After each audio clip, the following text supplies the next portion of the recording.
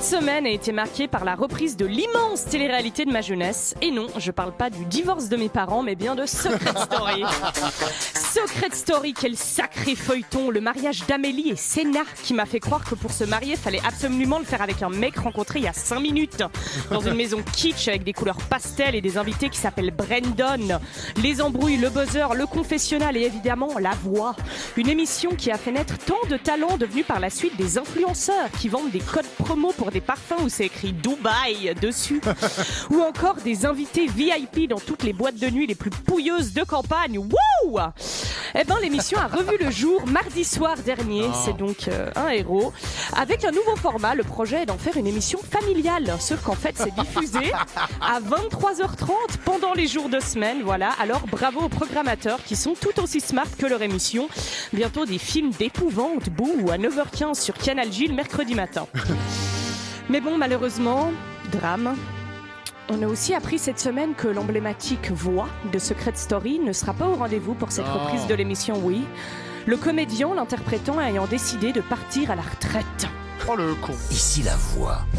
Bah non, en vrai, moi je trouve ça super de partir à la retraite, quoi. Surtout quand ton métier c'était de commenter les faits et gestes pendant plus de 10 ans de « Salut, je m'appelle Héloïse » avec un H comme « Hello everybody » et S comme « Je persifle comme une vipère ». Eh ben c'est clair que t'en as besoin de repos au bout d'un moment. Mais bon, ça a tout de même pas empêché le monde entier de crier au scandale après l'annonce. Alors ben moi, aujourd'hui, je dédie ce papier à la gloire de la retraite. Parce que beaucoup de métiers, ben c'est un peu comme l'Everest. Ça vend du rêve de loin, mais plus tu t'approches et plus tu découvres que c'est juste une montagne avec du caca d'alpiniste dessus. Exemple typique, faire 12 ans d'études pour devenir médecin, avoir des rêves à la Grey's Anatomy, penser être un grand neurochirurgien et au final passer son temps à écrire Dafalgan 500 mg 6 douleurs sur des petites ordonnances.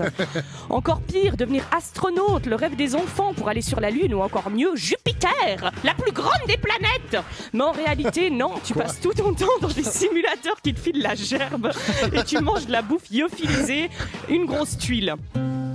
Tu veux savoir quel job est vraiment la pire arnaque de tous les temps ? Princesse.